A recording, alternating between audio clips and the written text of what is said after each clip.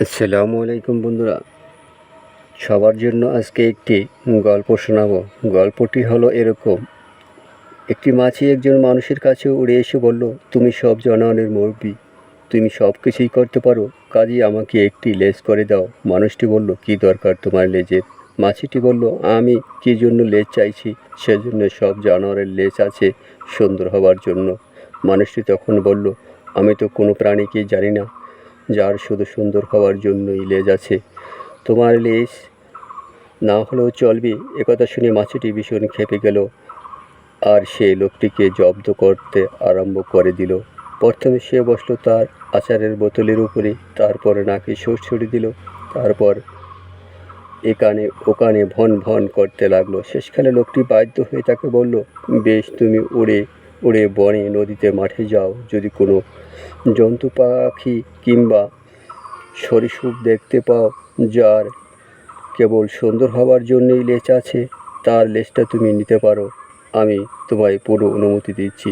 একথা শুনে মাছিটি আহ্লাদে আটখানা হয়ে জানালা দিয়ে সোজা উড়ে চলে গেল।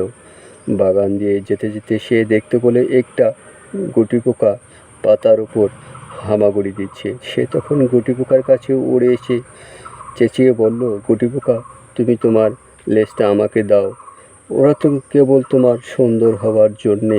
গুটিপোকা বলল, বটে বটে, আমার মোটো লেজ লেজই হয়নি, এটা তো আমার পেট, আমি এটাকে টেনে ছোট করি, এভাবে আমি চলি। আমি হচ্ছি যাকে বলে বুকে হাঁটা প্রাণী। যাচ্ছি। দেখলো তার ভুল হয়েছে, তাই সে দূরে উড়ে গেল। তারপর সে নদীর কাছে এলো। নদীর মধ্যে ছিল একটা মাছ আর একটা চিংড়ি।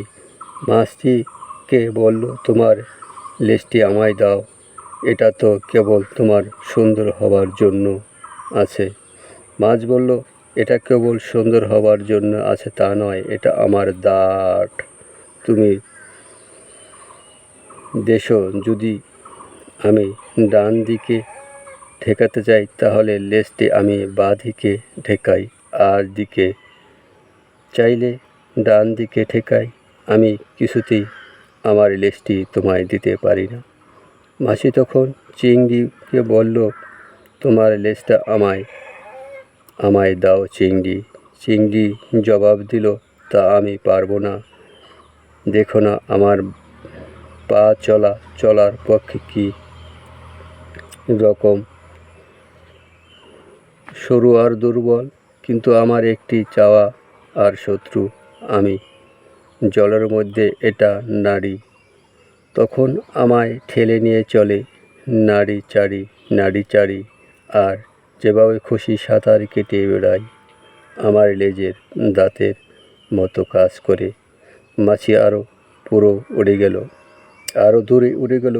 ঝোপের মধ্যে মাছি একটি হরিণকে তার বাচ্চার সঙ্গে দেখতে পেল। হরিণীটি ছোট একটি লেজ ছিল, খুদে নরম সাদা লেজ। অন্যদি তখন মাছি ভন করে তে আরম্ভ করলো, ছোট লেজটি দাও না হরিণ। হরিণ ভয় পেয়ে গেল। হরিণ বলল, কেন ভাই, কেন? আমি লেজ দিব, তাহলে আমি যে আমার বাচ্চাদের হারাবো। অবাক হয়ে মাছি বলল, তোমার লেজ তাদের কি কাজে লাগবে? হরিণ বলল, বাহ, কি প্রশ্রয় না তুমি কইলে। ধরো, যখন একটা নেকড়ে আমাদের তাড়া করে, তখন আমি বনের মধ্যে ছুটে গিয়ে পুকুই আর ছানারা আমার পিছু নেয়।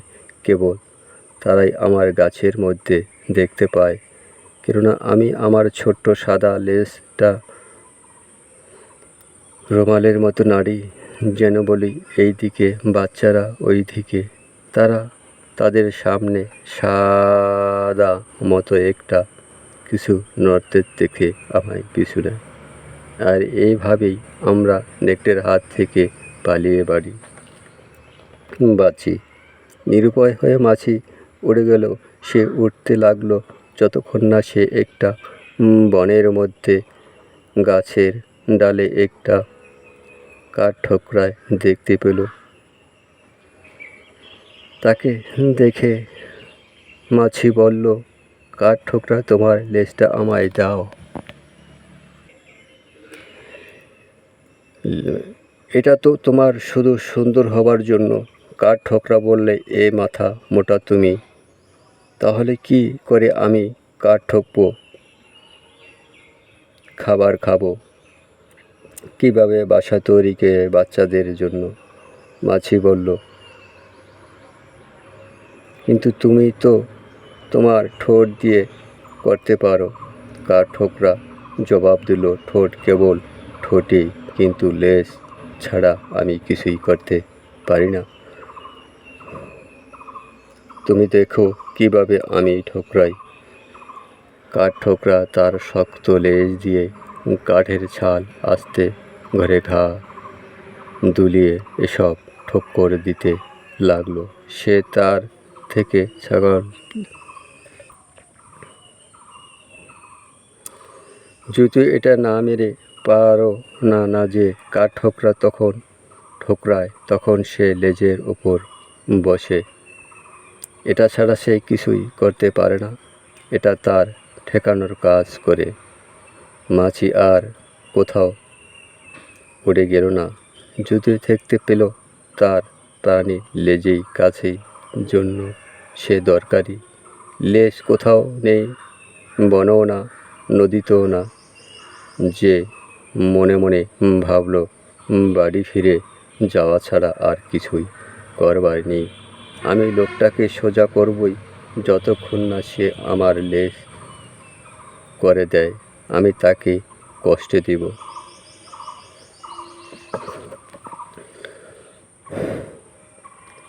মানুষটি জানালায় বসে বাগান দেখছিল।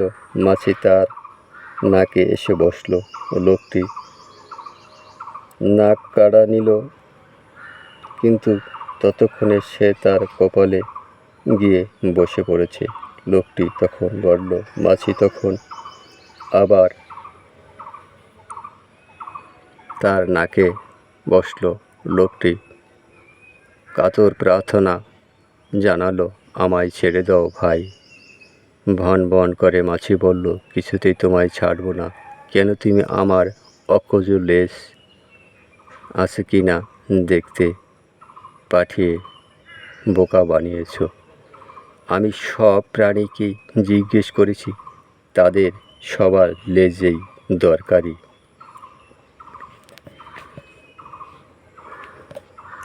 লোকটি তখন মাছি ছাড়বার পাত্র নয়, এমনি সব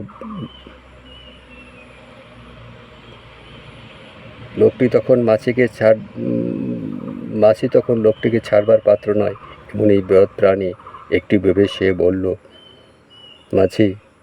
মাছি দেখো, মাঠে গরু রয়েছে, তাকে জিজ্ঞেস করে তার লেজের কি দরকার।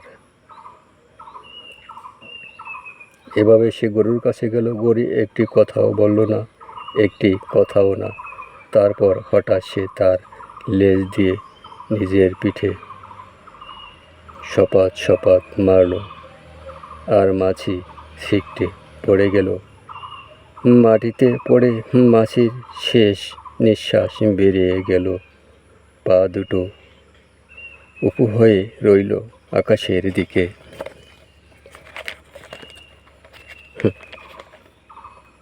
লোকটি জানালা থেকে বলল, এই ঠিক করেছ মাছির, মানুষকে কষ্ট দিও না, প্রাণীদেরও কষ্ট দিও না, তুমি আমাদের কেবল